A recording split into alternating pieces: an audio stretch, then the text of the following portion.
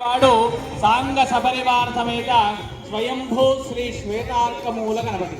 ఇది గణేశ పురాణాంతర్గతంగా ఉన్నటువంటి విషయము. ఆ గణపతి ఆనాటి ఎవరైతే తెల్లజిల్లడు వృక్షము వద్ద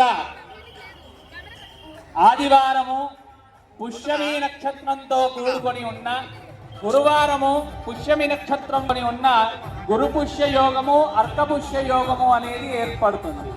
ఆ గురుపుష్య యోగము అర్కపుష్య యోగములో ఎవరైతే లక్ష్మీ గణన చేస్తూ ఆరాధిస్తారో, లక్ష్మీ గణపతి హవనాన్ని నిర్వహిస్తారో వారికి ఆ గణపతి లభ్యపడుతుంది అనే విషయాన్ని మనకు పురాణ గ్రంథములలో ఉన్నటువంటి మంత్రశాస్త్రంలో ఉన్నటువంటి విషయం.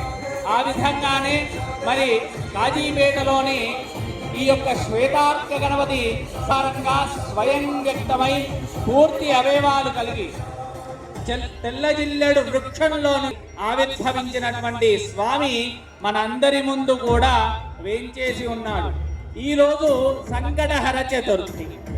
ఈరోజు ఆ స్వామికి ఈ యొక్క వేదిక మీద భక్తి టీవీ వారు ఏర్పాటు చేసినటువంటి కార్తీక మాసమందు కోటి కాంతుల వెలుగులలో మీ అందరికీ జ్ఞానాన్ని ప్రసాదించేందుకు, సమస్త విఘ్నములు నివారించేందుకు స్వామి పంచవర్ణములతో అభిషేకము చేసుకోవడం కొరకు ఇక్కడ ఉన్నాడు. అందరూ కూడా ఆ స్వామికి మనస వాచ కర్మన నమస్కరించుకొని ఈ స్వామివారి యొక్క సన్నిధిలో జరపబడేటువంటి ప్రతి పూజా కైంకర్యము కూడా లోక రక్షణ కొరకే నిర్వహించబడుతుంది కనుక అందరూ ఆ స్వామిని శుక్లాంబరధరం విష్ణు వర్ణం చతుర్భుజం ప్రసన్నవదనం ధ్యాయే సర్వ విఘ్నోపశాంతయే అని చెప్పి ఆ స్వామిని వేడుకుంటూ ఉండండి. ఎటువంటి విఘ్నములు కూడా ఉండవు. అర్కమూల నివాసాయ అర్కజ్ఞాని అర్కప్రియాయ శాంతాయ ఉమాపుత్రాయ మంగళం అని చెప్పబడ్డది. కాబట్టి ఆ స్వామిని ఎంత వేడుకుంటే మనకు అంత అద్భుతమైనటువంటి ఫలితాలను ఇస్తూ ఉంటాడు. ఈ వేదిక మీద కోటి దీపోత్సవంలో ఆ స్వామి వారిని మనము సేవించుకోవడం మహద్భాగ్యంగా భావించండి. ఆ స్వామిని వేడుకుంటూ ఉండండి.